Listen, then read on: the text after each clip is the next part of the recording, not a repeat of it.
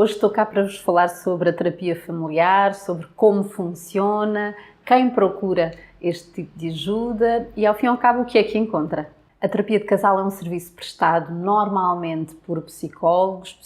com formação específica em terapia familiar e, na prática, tratam-se de consultas que, de uma maneira geral, decorrem a três, são conversas a três e, excepcionalmente, essas conversas podem acontecer também a dois. Neste caso em particular, sempre que converso com um dos membros do casal a sós, procuro conversar também com o outro, até para mantermos o equilíbrio em termos terapêuticos. Importa lembrar que essas conversas individuais são confidenciais em relação ao cônjuge, isto é, aquilo que for conversado a dois mantém-se confidencial em relação ao companheiro ou à companheira, a não ser que, por exemplo, eu considero que é importante para a relação, para o trabalho terapêutico em curso, abordar algum desses temas aqui a três e então, nesse caso, peço a autorização. Se me derem essa autorização, falo-emos, se não derem essa autorização, não o faremos. Mas importa que isto tudo fique claro logo numa primeira consulta. Quem são os casais que recorrem à terapia de casal? São casais mais novos? Serão casais mais velhos? São, sobretudo, casais com filhos? São só casais heterossexuais? Ou será que também há casais homossexuais a pedir este tipo de ajuda? Eu tenho tido a oportunidade de trabalhar com casais de todas as faixas etárias, desde jovens namorados que ainda nem sequer vivem juntos e que normalmente procuram ajuda, sobretudo, para acertar alguns pormenores ao nível do entendimento a dois e muitas vezes até em resposta a alguma insegurança em relação aos passos seguintes, até casais muito mais velhos, casais séniores, casais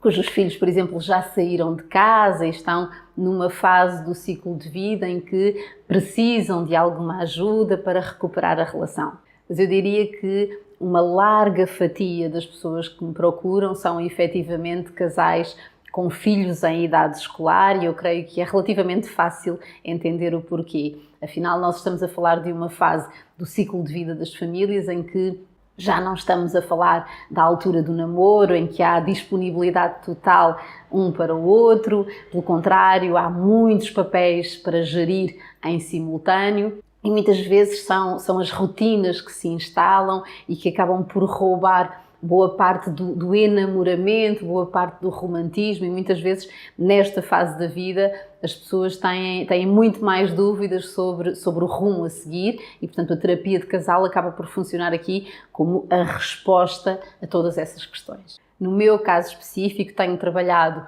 quer com casais heterossexuais, quer com casais homossexuais, alguns com filhos, outros sem filhos. Uma das perguntas legítimas que me costumam colocar é quanto tempo dura a terapia de casal. É óbvio que cada caso é um caso e cada casal apresentará a sua situação específica, mas estas são terapias tendencialmente breves, muito focadas nos recursos de cada casal, muito focadas na busca de soluções para as questões que aqui são apresentadas. Há casais que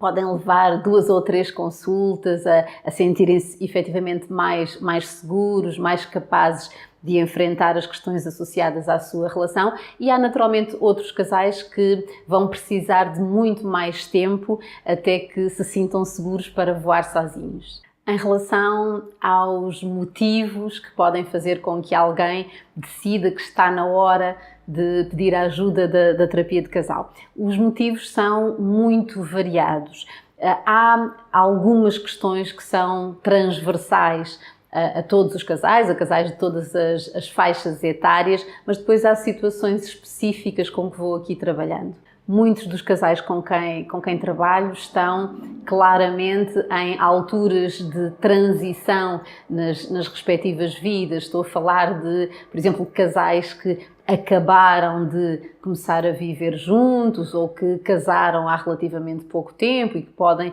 por exemplo, não estar a conseguir gerir bem a respectiva adaptação, ou podem estar a confrontar-se com uma realidade muito diferente daquela que esperavam e que depois na prática estas diferenças podem traduzir-se em muita tensão, muitas discussões e pode valer a pena recorrer a este tipo de ajuda. Ainda a propósito dos períodos de transição, na prática, quando nasce o primeiro filho, por exemplo, há ali quase sempre um terremoto e pode ser difícil, de novo, por um lado, conciliar as expectativas e a realidade, aquela diferença que normalmente existe, e por outro lado, no fundo, enfrentar todas as mudanças que surgem neste período, que pode ser e é muitas vezes o período mais bonito da vida do ciclo de vida de uma família, mas é também um período de facto muito turbulento. E ainda a propósito dos períodos de transição, quando os filhos saem de casa e o casal volta a estar sozinho, a dois, pode ser difícil constatar, por exemplo, as imensas diferenças que existem, até porque muitas vezes nós vamos crescendo ao longo da nossa relação e nem sempre com o mesmo rumo. E, portanto, quando os filhos saem de casa e sobra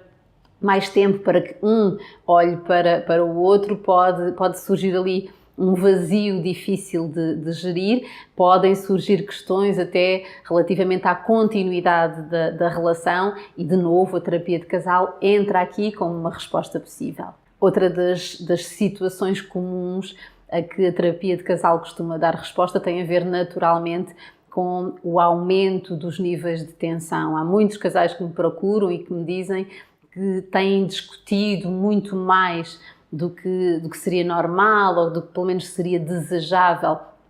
para eles e, portanto, não sabendo muito bem porquê ou sequer como dar a volta a estas discussões que tantas vezes não são propriamente, ou pelo menos aparentemente, sobre temas profundos. Basicamente aquilo que me dizem é que estarão a discutir por tudo e por nada e não estão a conseguir travar a escalada das discussões. Então,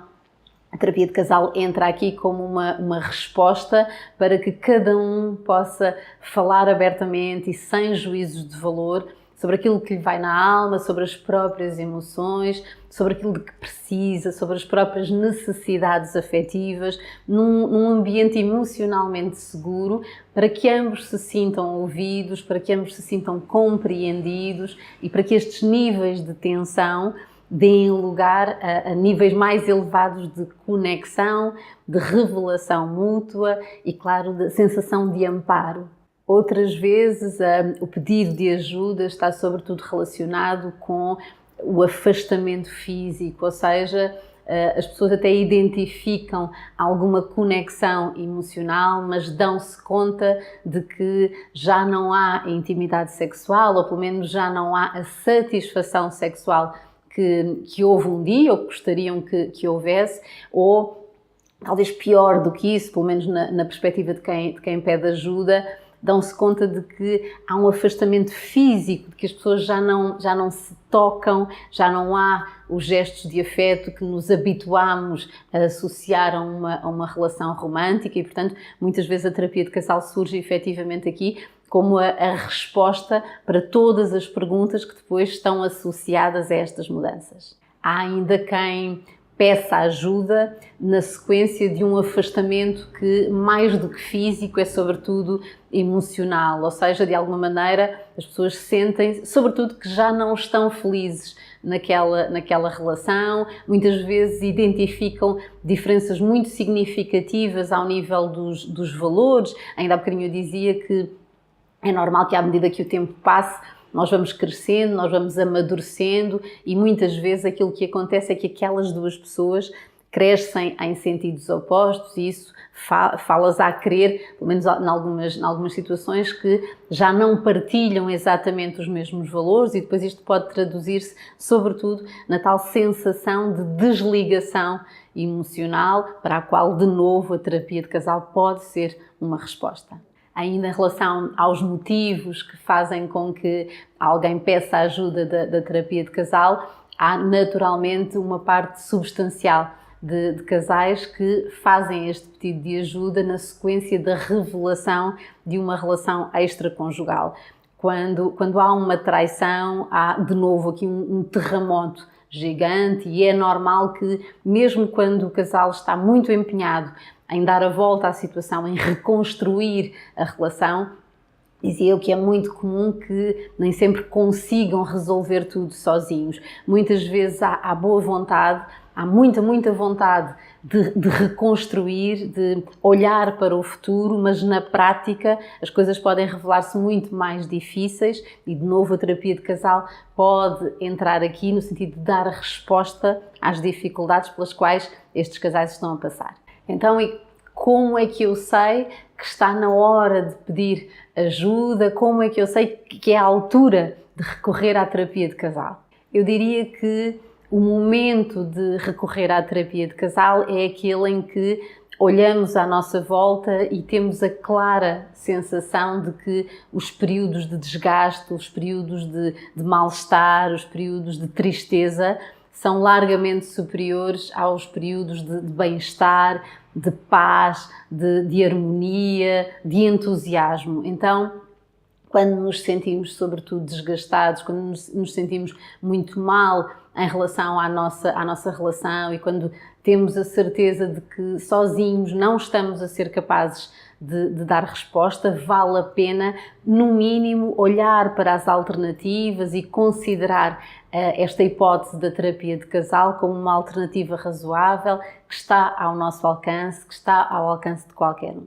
A nossa relação conjugal é, de uma maneira geral, a relação mais íntima de todas, aquela em que apostamos a maior parte das nossas fichas e é normal que queiramos, que ambicionemos estar na maior parte do tempo genuinamente felizes e com a sensação, com a certeza de que a pessoa que temos ao nosso lado é a pessoa com quem queremos passar o resto da nossa vida. Quando isso não acontece, vale a pena considerar aqui um pedido de ajuda e nunca é demais lembrar que,